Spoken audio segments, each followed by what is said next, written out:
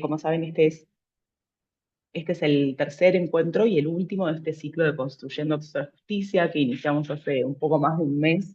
Y son una serie de discusiones y de conversaciones que estamos teniendo en el marco de la discusión de esta futura Convención Iberoamericana de Acceso a la Justicia. La idea fue invitar a distintos académicos, expertos, profesionales, referentes en materia de acceso a la justicia para poder ir discutiendo sobre distintos temas y distintos focos de lo que propone la Convención Iberoamericana.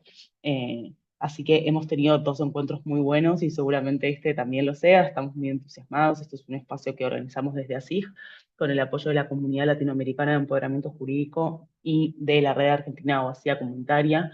Les vamos a estar compartiendo después por el chat más información de estas dos instancias, por lo que quieran saber sobre estas redes. Y también les vamos a estar compartiendo los datos de la página web por el acceso a la justicia, que es una web donde tratamos de centralizar toda la información y el contenido que hay sobre la convención, su primer borrador, los primeros comentarios que se hicieron desde sociedad civil. Para el día de hoy tenemos un panel dedicado a un poder judicial accesible, reformas procesales y judiciales para una justicia centrada en las personas. Ese es nuestro título.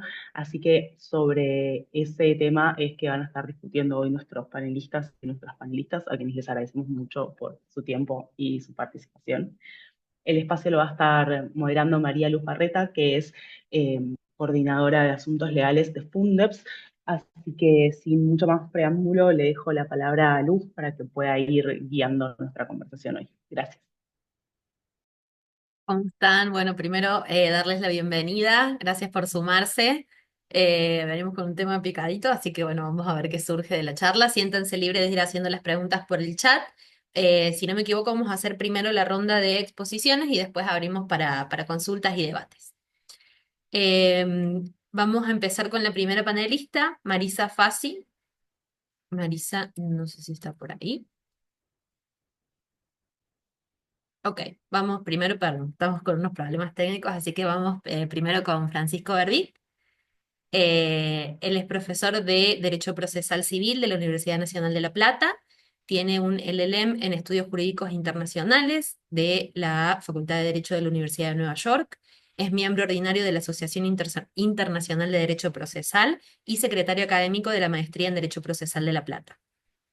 Nos va a estar comentando un poco sobre el artículo 23, las normas procesales que Argentina debería revisar o modificar en forma prioritaria y los aspectos procesales de las causas colectivas. Te cedo la palabra, Francisco. Muchas gracias, María Luz. Buenas tardes a todos y a todas. Ante todo, gracias por la invitación para participar de esta conversación.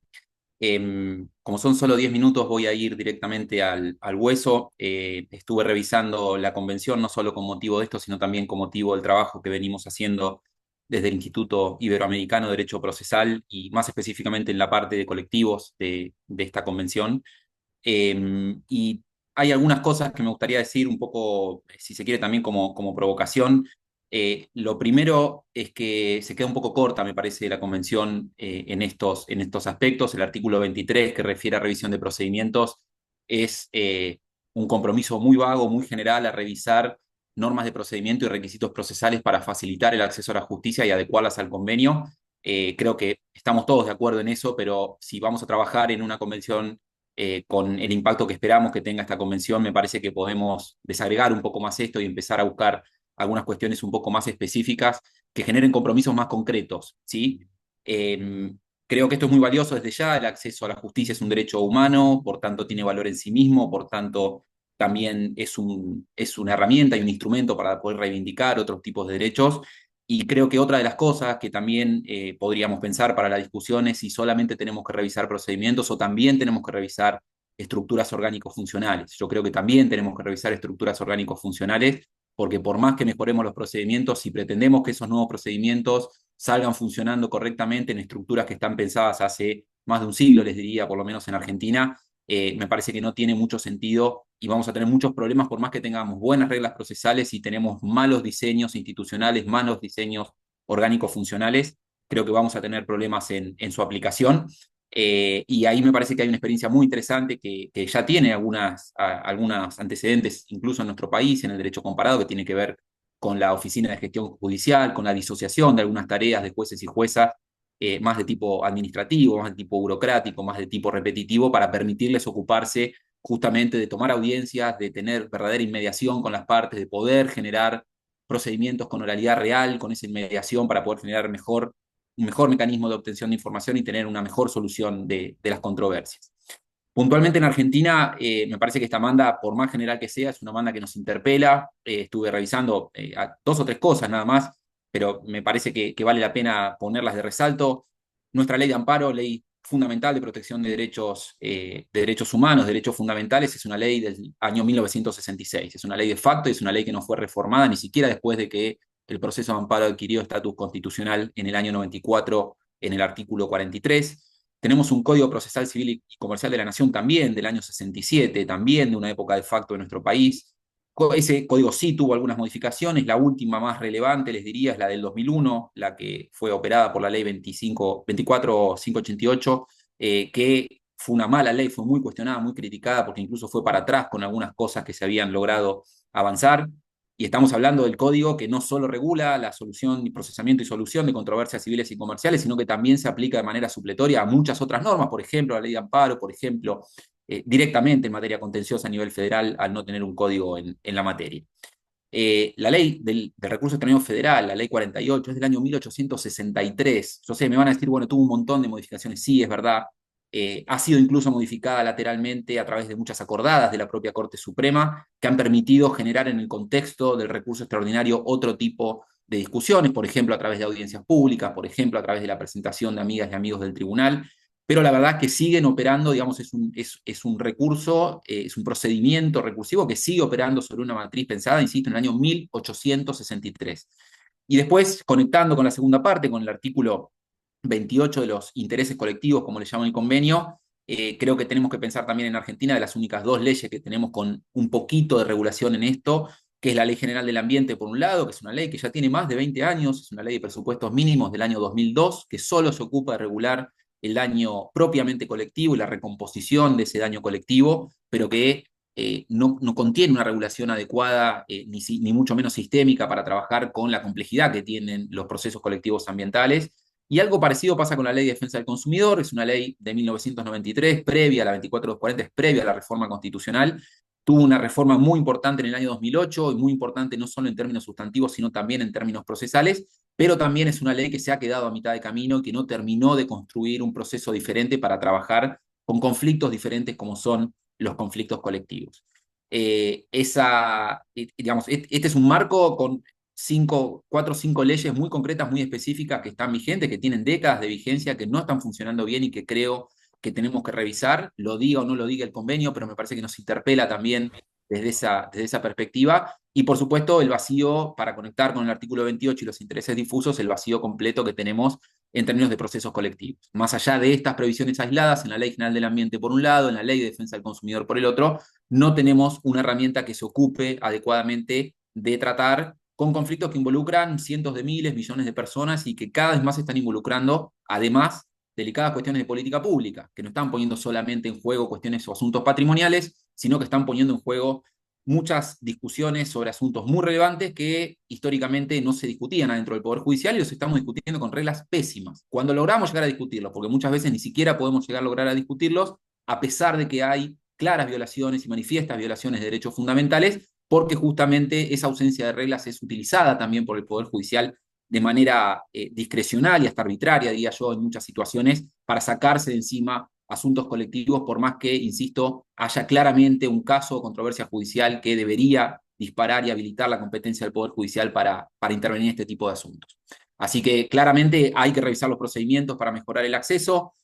¿A dónde mirar? Yo creo que el modelo más cercano que tenemos, el más interesante también por cercanía cultural, por cercanía de tradición jurídica, es Brasil. Brasil tuvo una reforma muy, pero muy interesante a todo su sistema procesal en el año 2015, con un nuevo Código de Proceso Civil, y ahora están discutiendo, tiene un régimen de procesos colectivos desde hace muchos años, bastante complejo, bien integrado y con mucho desarrollo jurisprudencial, y ahora puntualmente están discutiendo en el Senado Federal para sancionar una ley específica para procesos colectivos de reforma estructural.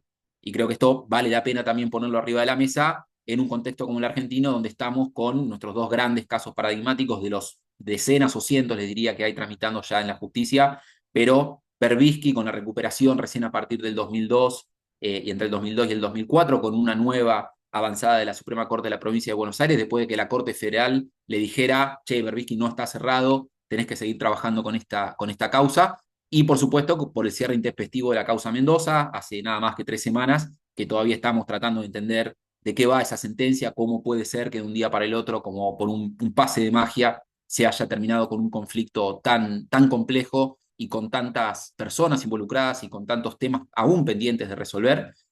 Así que me parece que Brasil es un lugar para mirar en términos de derecho comparado, no para copiar y exportar acríticamente, pero sí para mirar y tratar de hacer un trasplante responsable de algunas cuestiones que ya, como les digo, el código desde el 2015 tienen sus buenos años de vigencia y sus buenos años de experiencia concreta y práctica y han demostrado que funcionan. Y en materia de intereses colectivos, también tengo la misma sensación de que el convenio se queda bastante a mitad de camino. Estamos todos de acuerdo que hay que garantizar acciones judiciales eficaces, tanto para el cese como para la indemnización. Europa, por ejemplo, durante muchos años le dio la espalda a las acciones colectivas por indemnización, pero en las últimas regulaciones de la Unión Europea esto ya se incorporó y es parte también de la discusión. Está claro que no solo tenemos que tener procesos colectivos para hacer cesar estados de riesgo o de potencial vulneración de derechos, sino que también tenemos que poder acceder a la justicia para obtener una remediación concreta de esos derechos.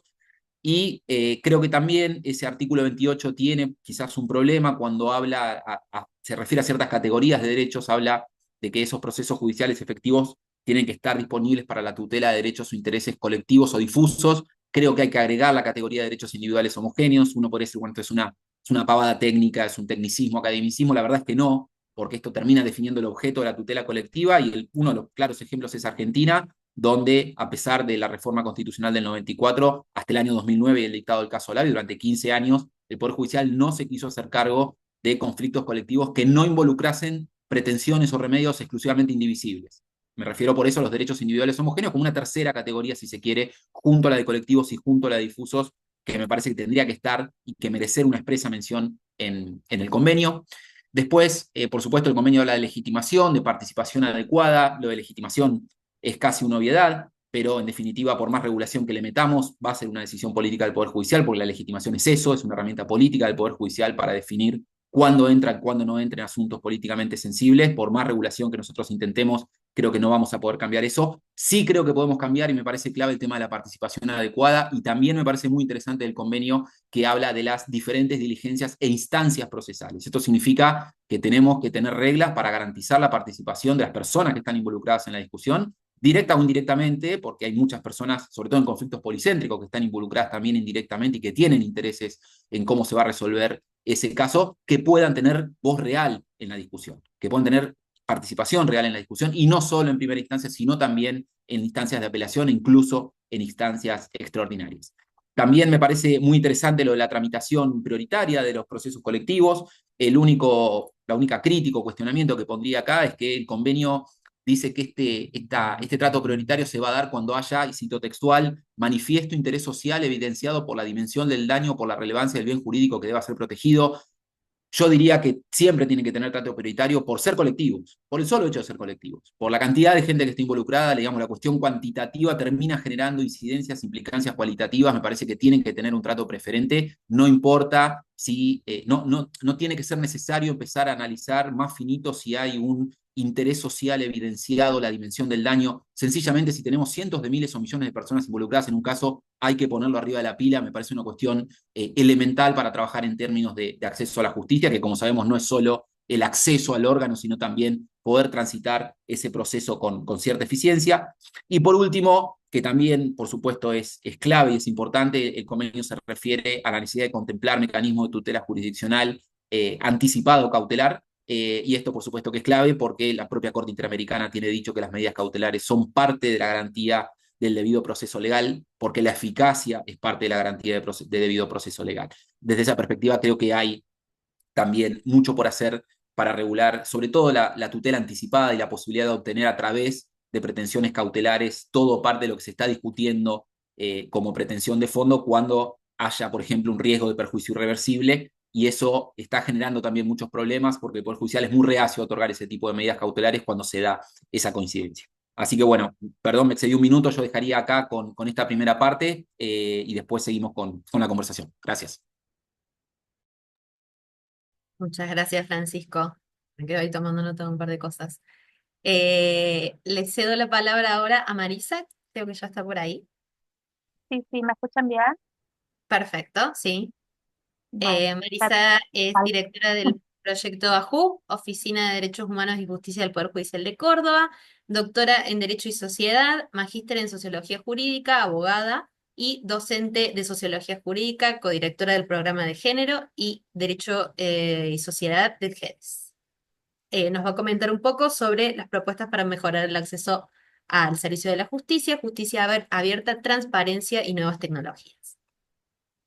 bueno, muchas gracias, todos, gracias por la invitación. La verdad que para mí es un gusto enorme poder compartir con ustedes algunas ideas de cuestiones que nos atraviesan en la práctica cotidiana, en el trabajo que hacemos desde el programa de acceso a justicia y vulnerabilidad, que está dentro de Derechos Humanos y Justicia, un área de apoyo al Tribunal Superior de Justicia de Córdoba en Argentina. Entonces, nuestro trabajo en la diaria es justamente generar desde este programa de investigación-acción distintas estrategias que mejoren el acceso a justicia, puesto el foco en la perspectiva de vulnerabilidad. Es decir, vemos que problemas tienen para acceder a la justicia los sectores en condición de vulnerabilidad y con participación activa de la ciudadanía buscamos promover distintas iniciativas que mejoren el servicio de justicia. Y en ese sentido, armamos un documento que yo se los voy a dejar en el chat cuando pueda resolver un par de cuestiones técnicas en un ratito yo se los dejo, donde hacemos algunas valoraciones con relación a la convención en general, más allá del capítulo que me han invitado a charlar hoy. Eh, Fundamentalmente en este documento nos parece importante como fortalecer tres puntos, uno que tiene que ver con la noción misma de acceso a justicia que maneja la convención, que sabemos que armar estas convenciones son un esfuerzo enorme, la verdad que es un trabajo que vale la pena hacer, tener esta referencia para muchos de los países de la región va a ser fundamental como una estrategia de lucha jurídica interna, me parece muy valioso. Eh, sí creemos, en la valoración que hicimos desde el equipo de trabajo, que hay como tres puntos ahí a fortalecer. Uno que tiene que ver con la noción misma de acceso a justicia, que es una buena oportunidad para fortalecer el acceso igualitario a justicia, digamos, corrernos de esta concepción liberal clásica del acceso a justicia y ya incorporar un acceso a justicia más robusto en términos de erradicar muchas de las barreras que los mismos órganos estatales, sea el que imparte justicia, no solamente por fiscal, eh, generan para generar soluciones sistemáticas al acceso a justicia. Por otro lado, cuestiones vinculadas al lenguaje, que no solamente tiene que ser un lenguaje claro, sino también fortalecer la idea de un lenguaje, un uso no discriminatorio del lenguaje y lenguajes accesibles según el sector al que va dirigido. Y otro de los puntos fundamentales que señalamos en este documento, que les comparto en un ratito, tiene que ver con incorporar indicadores de acceso a justicia con enfoque a derechos humanos desde una perspectiva cualitativa y no solamente cuantitativa. Ahí detallamos un poquito por qué y sugerimos algunas reformas, algunos de los artículos que están atravesados por esto, pero en lo que hace a nuevas tecnologías, que es un poco la invitación, eh, yo quería dejar algunas inquietudes que nos trae este tema, tal vez para compartir más preguntas que respuestas.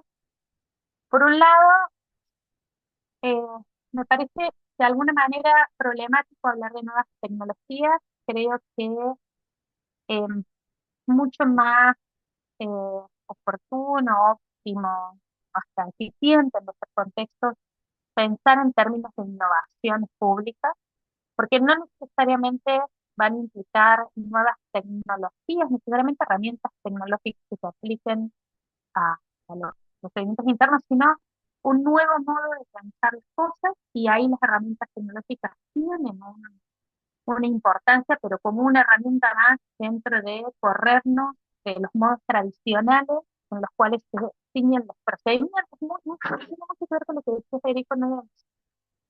Este, tenemos procedimientos que tal vez ya están pensados en otros contextos, hoy podemos renovar los modos, no solo procedimientos judiciales, sino los modos en que se trabaja para, para, para acceder a justicia, para acceder a derechos, en definitiva. Y en toda la trayectoria del acceso a justicia se puede innovar de diversos modos y no necesariamente necesitamos de grandes herramientas tecnológicas para hacerlo. Eso creo que es como un inquietud que puede tener más oportunidades de apertura que la idea de las nuevas tecnologías. Pues bueno, las tecnologías tienen un problema fundamental, está tomado en el borrador de la Convención, pero que me parece que es un poco problemático el modo en que quedó definido. En esto de dar cuenta de la brecha digital y bueno, mitigarlo en los marcos que sea posible. Yo creo que ahí hay que hacer un parate, más que vamos a pensar en un instrumento jurídico que tenga un peso, porque de hecho el problema es la cantidad de gente que se queda afuera, no solamente por la brecha digital en términos de las personas que tienen el famoso analfabetismo digital, que así se llama, y la necesidad de trabajar sobre eso, y que sistemáticamente se las deja afuera porque no, parece que es simplemente esperar a que las personas eh, bueno, ya no necesitan usar los servicios y las nuevas generaciones que están mucho más atrás de las tecnologías, que no están en esta brecha viviendo, es tremendamente problemático, más en los contextos de grandes desigualdades sociales en Latinoamérica, sino también porque muchas veces los problemas con las tecnologías eh, implican una afectación grande al acceso igualitario, fundamentalmente en la participación judicial efectiva, la participación activa en las iniciativas de transformación y cambio, eh, porque si no vemos la participación como una participación inclusiva, si no estamos poniendo atención a la manera en que se excluye sistemáticamente con distintas, eh, en distintos procedimientos, con distintos justos a los sectores, fundamentalmente sectores en condición de vulnerabilidad, vamos a terminar retrocediendo y generando participaciones más excluyentes y por tanto más elitistas y por tanto más clasistas. Eh, y esto sucede con cosas muy simples como, si, no sé, les digo, nosotros desde el programa trabajamos mucho con los formularios de Google, ¿no? Entonces mandamos para quienes quieren participar, entonces inscribirte a participar de este evento, donde vamos a abrir esta iniciativa, tal. Y llega un formulario de Google y de repente aparece un captcha, que es una imagen, que si eres una persona con discapacidad visual, ya no podés atravesar esa barrera. Y hay barreras que traen la tecnología que necesitamos tener siempre el ojo puesto en que la participación sea una participación que siempre busque erradicar esas barreras y tratar de utilizar las nuevas tecnologías sin esa precaución va a generar, va a ser más excluyente. Y por último, que creo que me voy a quedar 2 minutos, porque encima no puedo ni ver el reloj, estoy muy precariamente pudiendo conectarme a esta sesión de internet. Avísenme si me queda poco tiempo. Por último, lo que quiero dejar como inquietud es el tema de datos abiertos. A mí me parece que el paradigma de justicia abierta es un paradigma que es muy rico para trabajar muchos aspectos, pero el tema de datos abiertos siempre me genera como esta precaución en cuanto a para quiénes se abren esos datos y quiénes terminan siendo las personas usuarias de los datos abiertos. Muchas veces se pretenden datos abiertos que van a terminar favoreciendo a determinados grupos fundamentalmente económicos, ciertos sectores de eh, ciertos eh, estudios jurídicos que pueden acceder a tener mayor beneficio por el análisis de estos datos abiertos.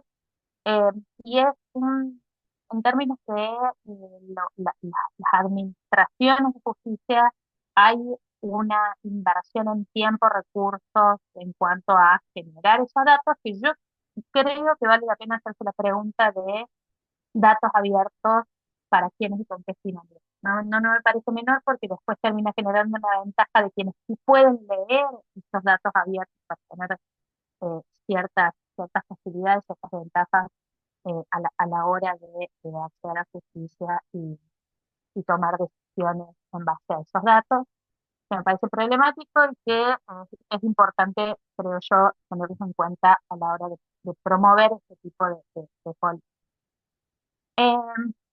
Yo creo que por lo menos esos puntos eran algo que me gustaría dejar ahí en cuestión. Les voy a compartir el documento ahora en el chat y quedo atenta. Si no contesto rápidamente es porque estoy viendo de ahora conectarme desde otro lugar, pero bueno, pero quedo atenta y agradezco muchísimo esta oportunidad. No hay problema. Muchísimas gracias, Marisa. De última podemos después compartir el material con todos los presentes. Y por último vamos a tener la participación de Mariela Puga. No sé si, perdón, me van apareciendo los nombrecitos solos. No sé si está por ahí. Sí, ahí está. Mariela Puga es académica de la Universidad Nacional de Córdoba y docente en otras instituciones de enseñanza del derecho del país y extranjeras.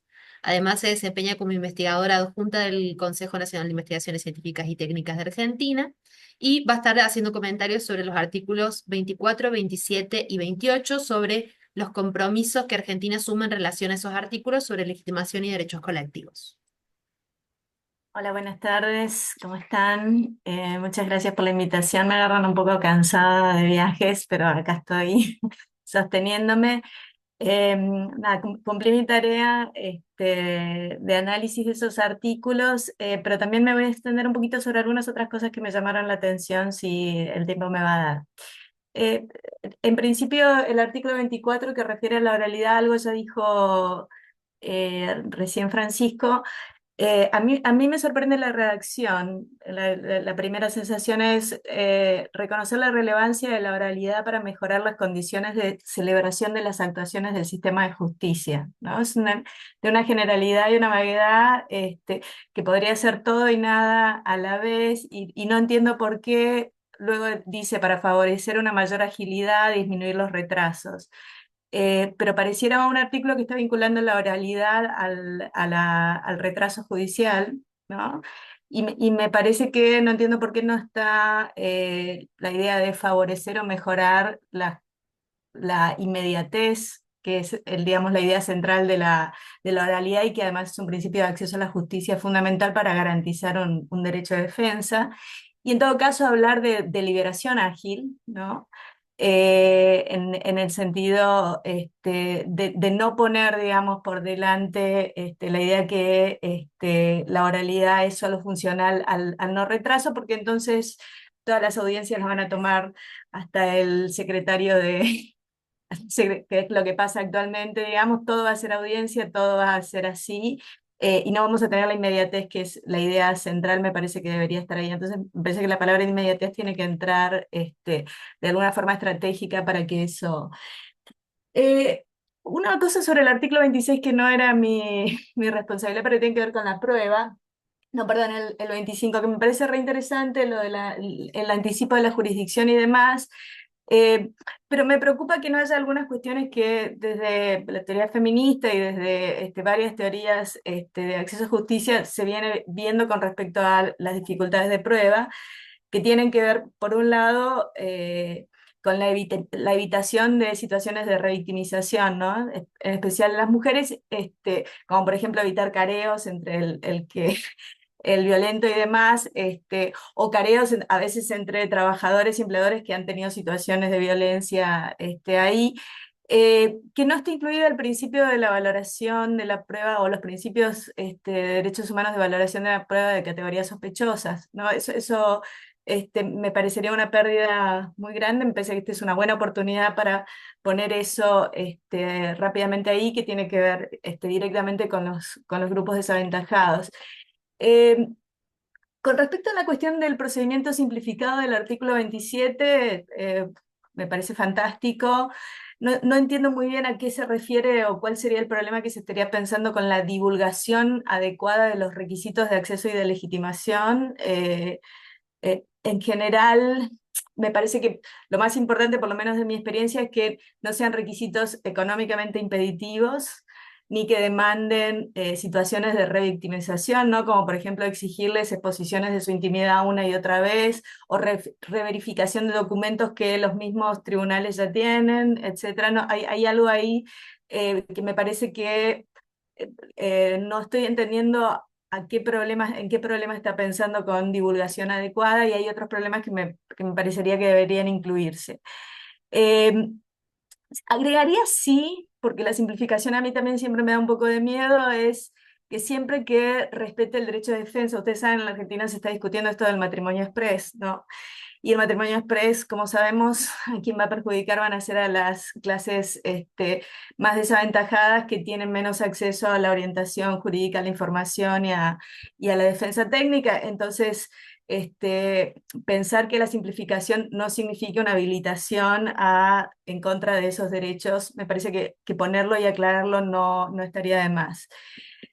Hay algo en el artículo eh, ya 28 eh, que tiene que ver con los intereses colectivos. Bueno, ya habló algo, dijo varias cosas, Francisco, interesantes ahí, yo creo que suscribo a casi todas.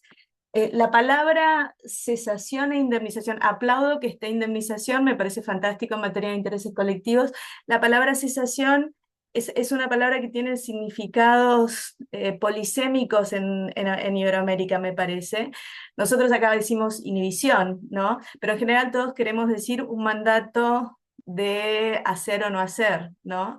Y cesación para nosotros, en nuestra semántica, muchas veces parece ser solo el mandato de no hacer y no el mandato de hacer. Entonces, buscar una palabra ahí que en la polisemia iberoamericana encuentre lo que queremos decir me parece importante.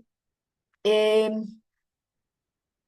el segundo punto del artículo 28 sobre intereses colectivos, recoger mecanismos de legitimación y de participación adecuados de los sujetos colectivos.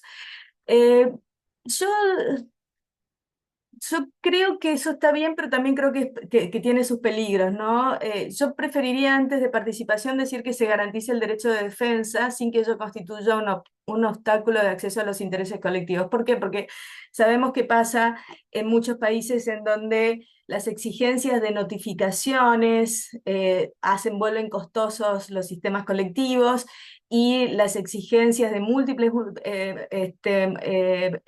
notificaciones constantes hacen imposible que los procesos puedan ser llevados adelante y todo se vuelve un poco complicado. Entonces, decir que lo que se quiere es garantizar el derecho de defensa sin obturar y sin sobreburocratizar el proceso colectivo, decirlo de alguna manera, me parece una cosa que estaría bien. Eh, y claro, me preocupa lo mismo que le preocupa a Francisco, porque en materia de intereses colectivos, si bien se pensó mecanismos de tutela cautelar, no se mencionó nada, lo más importante de los procesos colectivos, son los procedimientos de ejecución de sentencia, ¿no? Eh, en principio, digamos, hay mucho desarrollo en toda Latinoamérica y esto está candente en este momento sobre reglas procesales que faciliten la colaboración, el monitoreo y el seguimiento y la transparencia, además de estructuras organizativas del Poder Judicial que también lo hagan. En Brasil la Corte hace muy poco armó una mesa de litigios colectivos y demás. O sea, buscar las formas de, por un lado, singularizar lo que ocurre en una ejecución colectiva, que es distinto a la ejecución de otros procesos y que no le alcanzan los principios de otros procesos, y por otro lado, singularizarlo un poco con las experiencias, me parece, líderes, que son las de Brasil, las de Colombia, en algún punto, ¿no? Y que tienen que ver sobre todo con encontrar, yo no diría, no pongamos específicamente que debería haber un special master para el procedimiento de ejecución, pero se podría establecer elementos generales como facilitar procesos de colaboración, de monitoreo, de seguimiento y de transparencia como una cosa general. Y mis comentarios ahora rápidamente, los minutos que me quedan, sobre otros asuntos que a mí me interesan. ¿Por qué definir acceso a la justicia mediante una acción judicial en lugar de jurisdiccional? Es decir, que incluya también las acciones administrativas. Eso me súper llama la atención. Primero, la definición de acceso a la justicia solo en términos judiciales.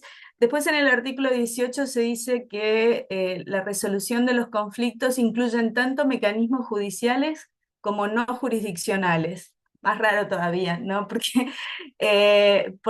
no se usa, o sea, la palabra jurisdiccional existe, pero pareciera ser que se quiere excluir los mecanismos administrativos de alguna manera. O sea, no entiendo muy bien ahí. Y eso se ve después en el resto del documento, porque, por ejemplo, cuando hablamos de justicia restaurativa, se especifica que es para los casos de delitos.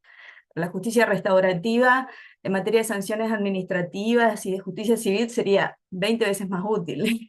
Digamos, o sea, la reforma del reglamento de los protocolos con perspectiva de género de la universidad se incluyeron, están incluidos en los protocolos laborales de la defensa pública. O sea, la justicia restaurativa podría tener otras funciones, pero claro, si solo pienso en términos de mecanismos judiciales, me parece que hay ahí una limitación que no veo por qué, porque el principio de acceso a justicia abarca todos los mecanismos jurisdiccionales. Eh, y bueno, y después algunas cosas, ¿no? Pero ya mínimas, ¿no? De las ideas de, yo estoy como muy sesgada en este momento porque acabamos de terminar un artículo que se llama ¿Por qué los pobres no pueden ser propietarios?, ¿no? Y una de las cosas sustantivas que descubrimos ahí investigando tiene que ver con la idea de que, claro, no es tanto pagar un abogado, no es tanto pagar las tasas de justicia, sino que ciertos procedimientos en donde los pobres en general no participan, tienen reglas que están pensadas para un tipo de demandante que es el demandante usual, por ejemplo, de una usucapión, alguien que tiene capacidad adquisitiva para pagar ciertas cosas. Entonces, todos esos procedimientos tienen una serie de requisitos que hay que pagar, como el plano de mensura, el informe técnico del ingeniero, no sé qué, y ahí se traban y no pueden. Entonces tenemos en Argentina más de 1 millón de inmuebles con antigüedades de 43 años promedio en barrios populares que no pueden regularizarse porque el procedimiento de usucapión, que sería lo natural, tiene todas estas cosas. O después, a la mitad del procedimiento, le piden como prueba el pago de todos los impuestos en el tiempo que dicen que tuvieron la posesión, y el pago de todos los impuestos significa desconocer que en general las divisiones de las posesiones no coinciden con las registrales porque la pobreza es desordenada, digamos, porque el desorden de la pobreza es un gran problema de acceso a justicia, pero la justicia está pensando en esos términos, entonces genera requisitos que son requisitos imposibles para sanear para ciertas clases socioeconómicas. Eso a grandes rasgos, tenía otras cositas. El artículo 20, último, y acá ya no molesta más, el artículo 20 dice, cuando se refiere a los recursos idóneos, dicen, estos recursos han de ser idóneos para combatir la violación de un derecho reconocido por el ordenamiento jurídico. Y a mí me parece muy importante, precisamente por lo que venía diciendo, que deben ser recursos igualmente idóneos. Y acá estoy como adhiriéndome un poco a las cosas que decía Marisa, porque si no ponemos que esos recursos tienen que servir de igual manera a todos y no solamente al usuario habitual del servicio de justicia, al prototipo del usuario habitual del servicio de justicia, ahí, digamos, se va haciendo un problema. Pero eso, y espero colaborar en algo con esto. Muchísimo. Muchas gracias, Mariela. Genial. No sé si por el momento hay alguna duda, hay algunas preguntas que han surgido del chat o de alguien que quiera levantar la mano.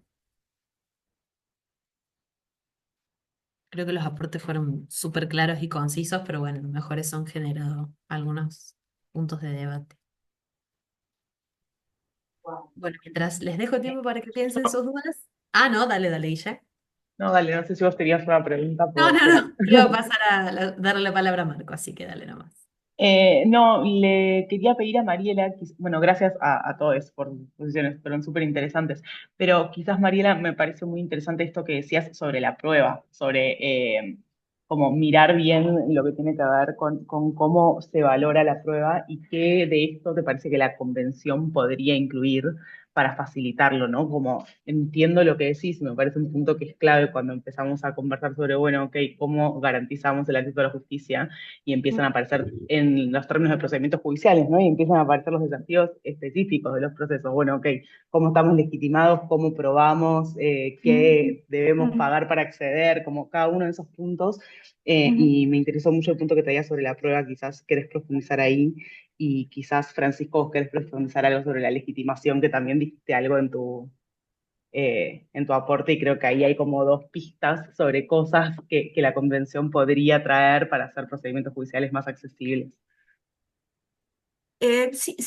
Ahí en términos de prueba, en En términos de prueba, me parece que los avances de la comisión tienen que ver con la idea de que ciertos grupos vulnerables que están reconocidos en la Convención o en las constituciones de los estados constituyen categorías sospechosas y que por lo tanto suponen la inversión de la carga probatoria y la exigencia al demandado de establecer cierto interés legítimo, importante y demás. Claro, hay varios esquemas de valoración de la prueba, ¿no? El escrutinio estricto, el escrutinio razonable, pero creo que una contribución importante ya sería establecer que debe haber inversión de carga de la prueba cuando existe. Después lo que hace nuestra Corte de manera horrible es decir que en el caso de los particulares tenemos una inversión de la carga de la prueba con caso prima facie y más o menos, mientras que cuando es el Estado es escrutinio estricto. Pero fuera de eso, digamos, yo creo que podríamos hacer. Y pensando en eso mismo, de las categorías sospechosas, también pensar que cuando pensamos en materia remedial, deberíamos pensar que cuando se trata de clases desaventajadas, deberíamos hablar de remedios que supongan volver las cosas al estado anterior.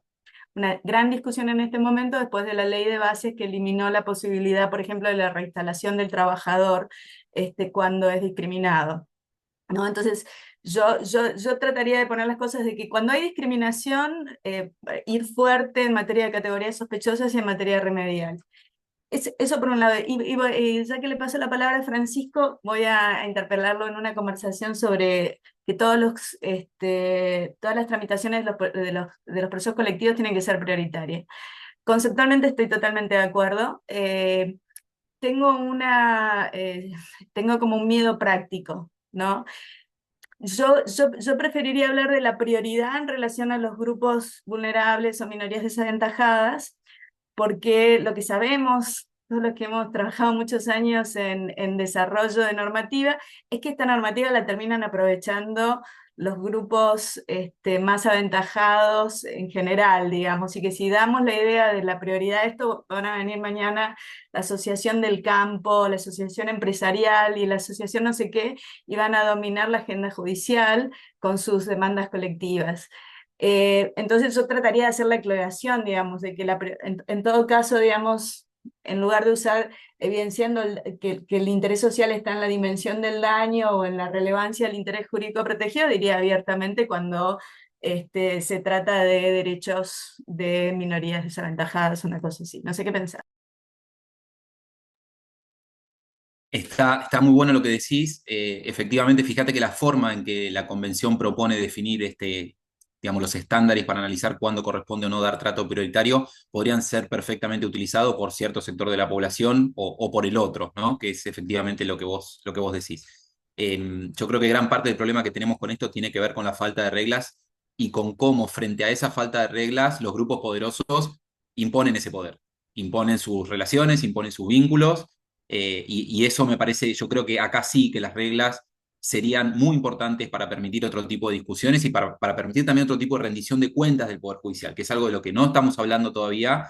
Es un Poder Judicial que está empezando a trabajar con cosas que antes no trabajaba y que hoy es una gran caja negra alrededor de esto. Por eso yo quiero tomar también un comentario de lo que hacía que hacía sobre el tema de la participación.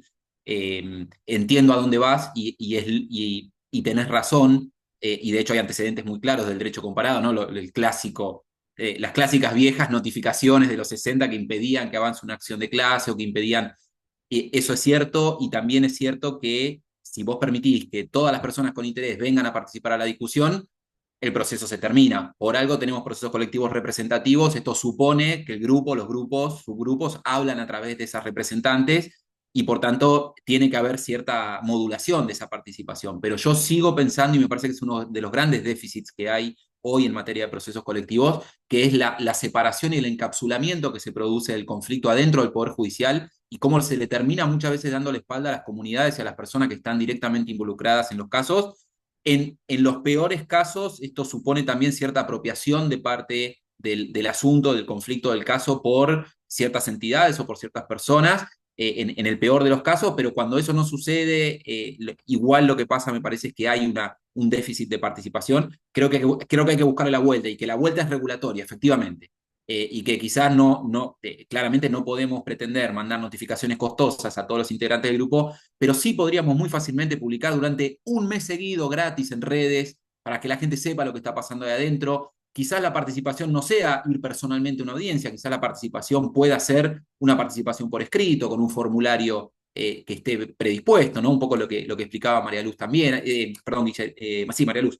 Me parece que también hay todo un tema para trabajar aprovechando las nuevas tecnologías y conociendo también que hay muchas limitaciones en el acceso a esas tecnologías. Porque también nosotros, digamos, pensamos que todo el mundo tiene acceso al teléfono y que todo el mundo sabe manejar una red social y que todo el mundo, y esto no es así. Entonces, me parece que hay mucho para trabajar ahí, pero sigo pensando que la participación es clave, hay que ver cómo, hay que ver cuánto y de qué manera. Pero me parece que es clave poder tener otro tipo de participación porque eso también genera control social sobre el propio caso. Insisto, también presiona sobre la rendición de cuentas del propio Poder Judicial, que se sepa qué es lo que está pasando ahí adentro. Y voy sobre el tema de legitimación. Lo que quería plantear es que creo que es un error pensar la legitimación como un concepto procesal. Por eso es una obviedad lo que estoy diciendo, pero no es un concepto procesal, es un concepto puramente constitucional, es un concepto de manejo, lo que nos muestra nuestra jurisprudencia, por lo menos casi puramente discrecional, diría. Hay muy pocos estándares para trabajar claro sobre cuándo alguien está legitimado, cuándo alguien no está legitimado.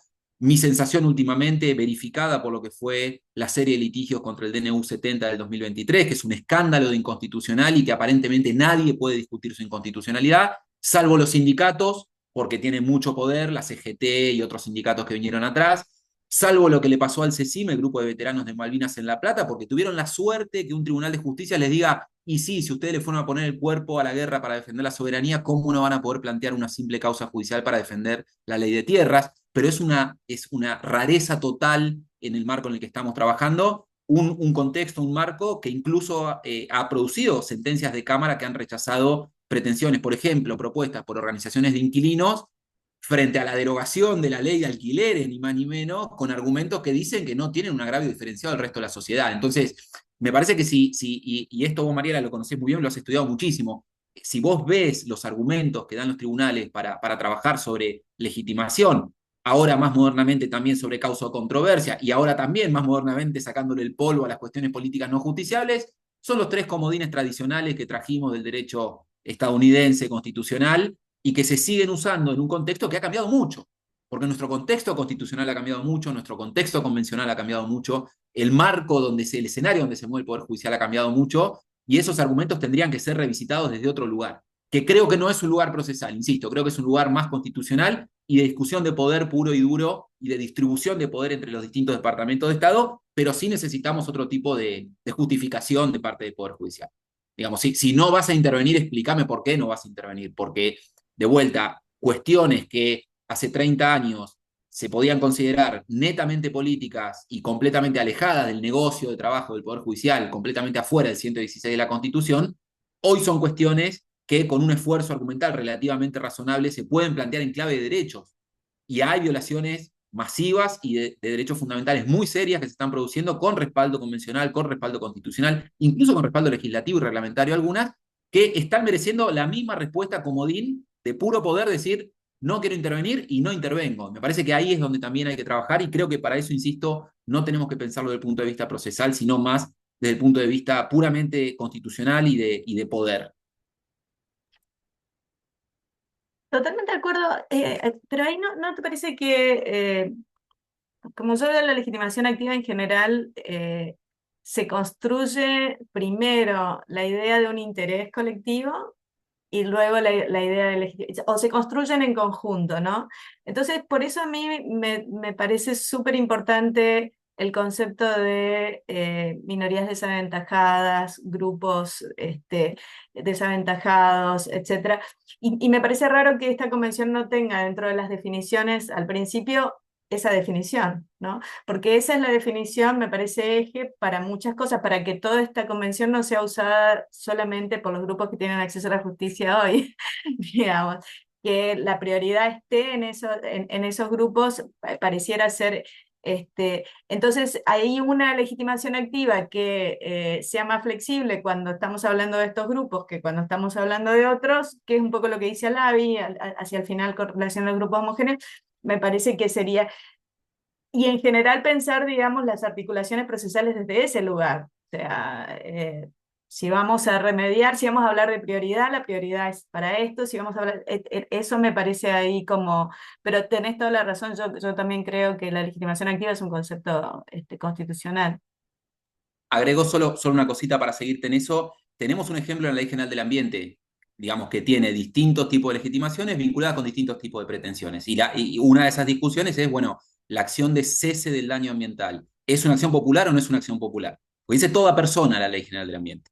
Y no dice toda persona para reclamar daño, dice otra cosa para reclamar daño. Entonces, Claro. ahí hay, pero ahora vos de vuelta, la ley dice toda persona, cesación del ambiente, un bien tan trascendente y colectivo. Vos decís, bueno, es una acción popular, cualquier persona podría, y sin embargo vos vas a la jurisprudencia y ese toda persona termina siendo el mismo afectado o afectada del segundo párrafo del artículo 43, porque te terminan pidiendo, ¿no? Para reconocerte legitimación, para reconocer que haya causa o controversia, te terminan exigiendo una afectación, un nivel de afectación diferenciado y demás. Otra vez, los clichés estos que se utilizan sistemáticamente para dejar afuera del sistema este tipo de pretensiones. Pero esa exigencia diferenciada es lo que hace la justicia para tener un acceso desigual. Si vos te fijas, la ley de derechos del niño también dice que cualquier ciudadano puede salir en defensa del niño, ¿no? Y quiénes lo usan y para qué lo usan. Si nosotros tuviéramos ahí, no, mira, cada vez que haya una cosa que se parezca a una acción difusa, lo que hacemos es definir la legitimación en función de que se esté protegiendo a grupos desaventajados y hablemos de quiénes son los grupos desaventajados, me parece que ahí la cosa podría cambiar de tono y la justicia no podría tan libremente librarse de los casos que se libra y priorizar los casos que priorizan. Parece que...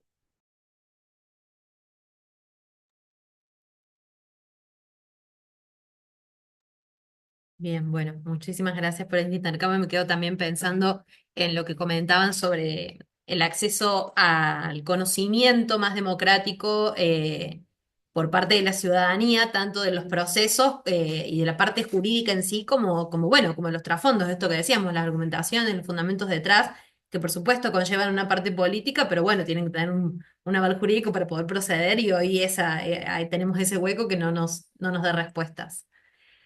No sé si alguien más tiene alguna duda, alguna consulta, algún comentario. Bueno, sí, estamos muchos tímidos hoy. Vamos a hacerle la palabra a Marco Fandiño. Marco es licenciado en Derecho por la Universidad de Santiago de Compostela y tiene un máster en Gobernanza y Derechos Humanos de la Universidad Autónoma de Madrid. Es coordinador general de la Conferencia de Ministros de Justicia de los Países Iberoamericanos. Marco, te cedo la palabra. Muchas gracias por la presentación, muchas gracias a CIG por la invitación.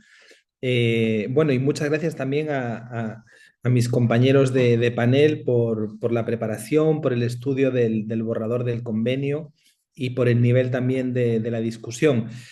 A mí muy brevemente en estos 10 minutos me gustaría pues contarles un poco cuál es el origen de esta iniciativa del Convenio Iberoamericano de Acceso a la Justicia, en qué etapa se encuentra y cuáles serían los siguientes pasos.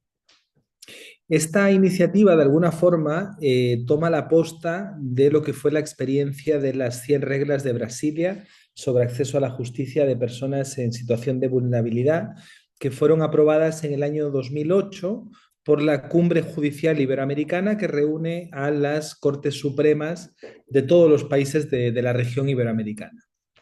Este instrumento, que yo creo que es conocido por todos y todas y que de alguna forma pues tuvo bastante impacto, al menos a nivel latinoamericano, que permitió que al menos muchas instituciones judiciales incorporaran dentro de su práctica algunos protocolos de atención a determinados grupos, que generaron en algunos casos políticas públicas que ampliaran el acceso a la justicia de determinados grupos. Siempre existió ese anhelo de que esas reglas pudieran tener un carácter vinculante, que no fueran solamente un instrumento de soft law, sino que se les dotara de un valor obligatorio. Y es por ese motivo que surge esta idea. Es una idea que surge en el año 2021, Vale la pena decir que 3 años antes, en el 2018, la Cumbre Judicial Iberoamericana hace un ejercicio de actualización de las reglas, en donde se perfeccionan algunos aspectos, se trata de incorporar algunas temáticas más innovadoras. Y en el año 2021 se empieza a trabajar ya seriamente en la idea de un tratado internacional en materia de acceso a la justicia que permitiera dotar un carácter obligatorio vinculante a las reglas de Brasilia.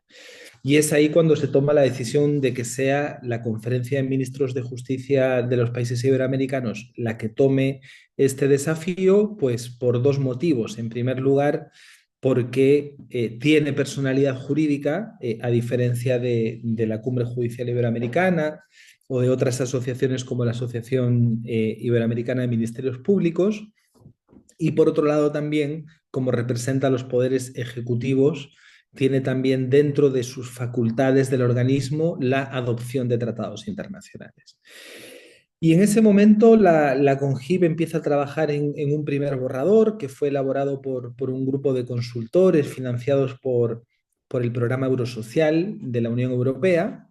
Y desde entonces, yo diría desde el 2021 hasta la actualidad, pues ha existido un trabajo en una primera etapa más bien centrado en llegar a consensos entre los países acerca de un primer borrador. El borrador que ustedes han podido debatir y analizar se difundió en diciembre del año pasado, del 2023, y para eso pues, requirió pues, 2-3 años de debates, de conversaciones. Como ustedes imaginarán, no es fácil alcanzar un acuerdo político en torno a esta temática de acceso a la justicia. Existen distintos gobiernos de distinto signo que, en función de las prioridades políticas, buscan avanzar en estas temáticas o buscan retroceder en las mismas. Por otro lado, también hay una dificultad intrínseca, ¿verdad?, al concepto de acceso a la justicia, que es un concepto de alguna forma bastante amplio, bastante etéreo, y que por otro lado, pues a veces pareciera como una varita mágica, ¿no?, que nos permite introducir en la discusión temas de todo tipo, como estándares de debido proceso o tutela judicial efectiva, temas de participación o de transparencia, temas de perspectiva de género. Es decir, es un tema que se abre mucho, y está bien que se abra mucho, ¿verdad? Porque precisamente el acceso se produce a través de mecanismos, teniendo en cuenta una serie de particularidades de los sujetos de derechos, pero también esa amplitud, ¿no?, que por un lado es virtuosa, también, como ustedes imaginarán, dificulta también el trabajo, dificulta las posibilidades de alcanzar consensos políticos. Y es así como se llega a este borrador, que es un borrador bastante acotado, podríamos decir, ¿no?, en términos de extensión, en términos de articulado, en términos de profundidad. Bueno, yo evidentemente no me voy a hacer cargo del contenido, ya que finalmente el contenido es algo que es producto de la negociación entre los estados. Por lo tanto me voy a centrar más bien en el proceso, ¿no? Entonces, yo ahora les quiero contar en qué momento estamos. Este año 2024 ha sido un año de fuertes debates. Nosotros hemos estado realizando talleres virtuales, seminarios, en donde hemos ido debatiendo cada uno de los temas más conflictivos, más interesantes del borrador. Por otro lado, hemos llevado adelante alianzas con distintos organismos para que nos pudieran prestar asistencia técnica para profundizar en algunos temas. La discusión que hemos visto ahora entre Pancho Berbic y Mariela es una conversación elevada, ¿de acuerdo? Es decir, es una conversación que a nivel latinoamericano hay muchos países donde todavía ni aparece, ni se presenta con el nivel de profundidad que acabamos de ver. Entonces, esas alianzas que hemos forjado, la verdad, han sido muy útiles. Precisamente el Instituto Iberoamericano de Derecho Procesal ha presentado un dictamen en la materia, el cual ha sido entregado a los ministerios de justicia para que lo puedan considerar. Hemos contado también con el apoyo de una mesa de trabajo interinstitucional en donde participan todas las fiscalías de Iberoamérica, las defensorías públicas y los poderes judiciales en materia de justicia juvenil restaurativa, que también han entregado otro dictamen. Hemos recibido dictámenes en materias de tecnología y lo que estamos haciendo es sistematizar toda esta información, la estamos procesando y los días 2, 3 y 4 de diciembre vamos a tener talleres de trabajo presenciales en Santiago de Chile, ya que el Ministerio de Justicia y Derechos Humanos de Chile es el ministerio que está liderando y que está empujando este proceso. Y la finalidad de esos talleres es ya poder avanzar en una nueva versión más avanzada del borrador. El borrador que ustedes han visto, que ustedes han debatido, ya ha sido objeto de 6 talleres virtuales durante lo largo de este año y esperamos que esos 3 días que les cuento en Santiago de Chile ya podamos, pues finalmente alcanzar un consenso mayor. Hay muchos elefantes en la habitación, ¿no? Que no están siendo considerados todavía en ese borrador. Hay temas que son muy profundos, muy estructurales, que afectan a financiamiento de los estados, temas como los estándares de asistencia jurídica gratuita, ¿no? Para países que en materias no penales no tienen estándares mínimos. El hecho de que eventualmente un convenio de estas características eleve los estándares en la asistencia jurídica gratuita para todas las materias es un tema que a algunos países les puede dar mucho para pensar.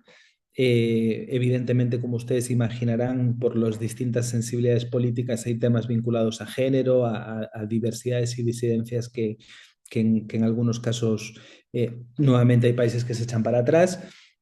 Y luego tenemos también un tema pues muy definitorio, que es todo lo que tiene que ver con los mecanismos de seguimiento y monitoreo. La CONGIP en sus años de existencia, principalmente los convenios y tratados que ha impulsado han estado más vinculados en todo lo que tiene que ver con cooperación jurídica internacional entre estados.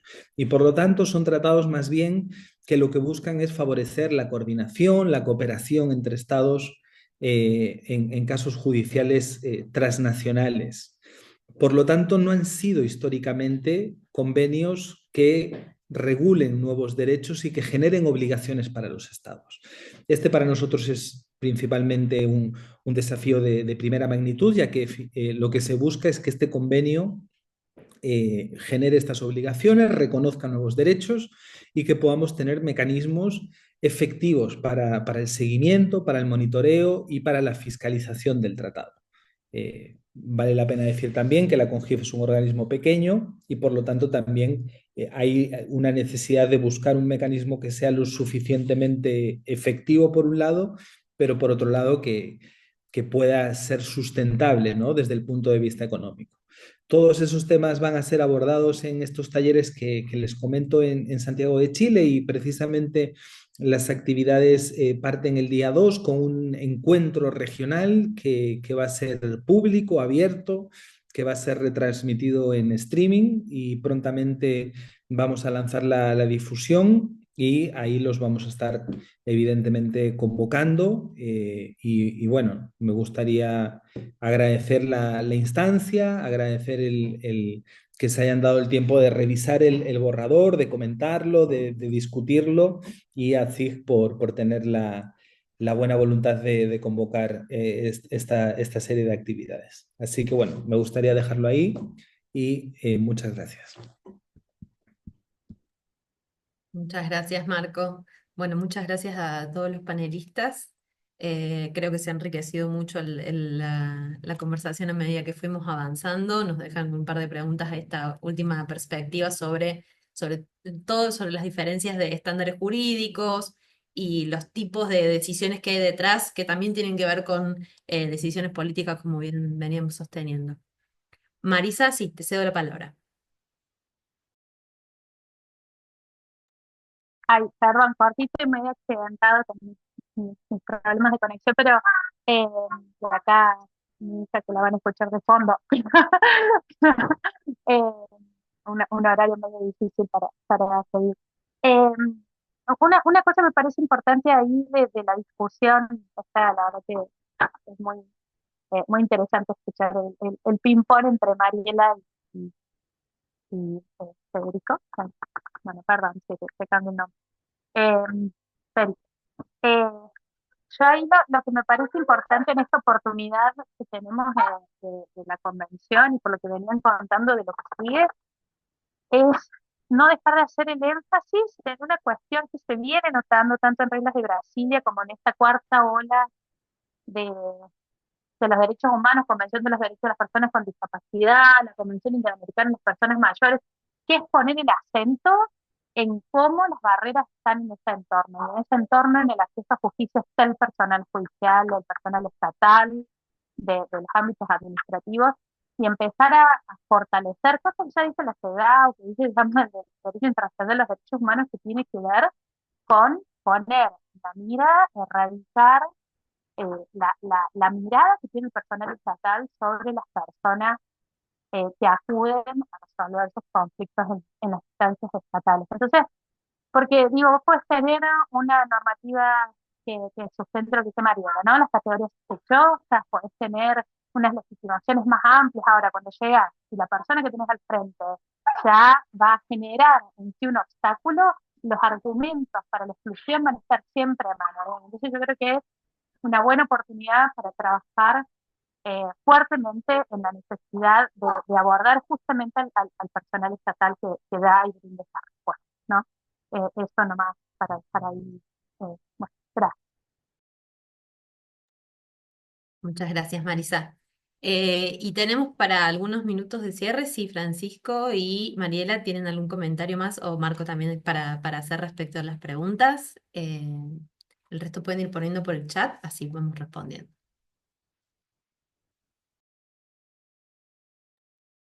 Bueno, yo dos palabras nada más nuevamente agradecer, felicitar a Marco especialmente, con quien nos conocemos hace muchos años y venimos teniendo algunas de estas discusiones parece mentira, pero hace como 10 años ya. Y me parece que es muy interesante lo que plantea en términos de traducir buenas intenciones y soft law a tratar de que calen en la regulación, de que tengan otro tipo de respaldo normativo, otro tipo de apoyo que permita otra vez también exigir desde la ciudadanía el cumplimiento de esas normas, ¿no? Si no queda todo como en una suerte de buenas intenciones y en la replicación de criterios generales y de conceptos en los cuales podemos estar de acuerdo, pero si no tenemos un respaldo normativo concreto, sobre todo en países de tradición continental europea como la nuestra, no podemos escaparnos de ahí. Me parece que es clave poder avanzar en esto y me imagino lo que debe ser la trenza entre los estados y las discusiones para ver, bueno, qué queda, qué no queda, y la verdad que es muy difícil poder lograr algunas cuestiones más específicas, como las que por ahí arranqué exigiendo, justamente porque, bueno, hay otro tipo de dinámica en la conversación y lo que se busca es un texto de consenso que siempre termina siendo una suerte de modelo para que después los países profundicen, pero bueno, me parece que estando en el medio del baile, me parece que vale la pena hacer el intento por tratar de positivizar lo más posible y lo más precisamente posible algunas cosas que tienen un impacto directo y real en el efectivo acceso a la justicia de la ciudadanía. Así que solo eso, muchas gracias y felicitaciones por el ciclo y por avanzar esta discusión. Yo solo muchas gracias y muy interesante. Muchas gracias por la invitación. Bueno, yo también quería aprovechar para agradecerles a la convocatoria de este ciclo de conversaciones y lo dicho, vamos a tener esa instancia que va a ser una instancia muy bonita porque tendremos un primer día de encuentro regional abierto donde vamos a tener participación de organismos de sociedad civil, de organismos internacionales. Queremos de alguna forma también aprovechar ese primer día de actividades para, bueno, poner los temas sobre la mesa y ya los siguientes días trabajaremos de manera más cerrada con los ministerios en un segundo borrador, que la intención también es poder difundirlo públicamente y si efectivamente se logra alcanzar pues, un consenso importante, nuestra intención es poder abrir a la firma el tratado durante el año que viene. Así que bueno, les seguiremos informando el proceso. Bueno, un cierre con un montón de expectativa nos diste. Ojalá que así sea y que sea un instrumento más que permita democratizar el acceso a la justicia, que al fin y al cabo creo que termina siendo el espíritu de todo esto. Bueno, si no hay más preguntas, no sé si nadie se anima a hacer ninguna intervención tampoco. Si no, les agradezco también a los panelistas por su tiempo, por su predisposición, así por supuesto por la plataforma para estos 3 encuentros y a todos los asistentes por su tiempo y participación. Gracias a todos. Oh, gracias. Gracias. Hasta luego. Gracias, muchas Muchas gracias. gracias.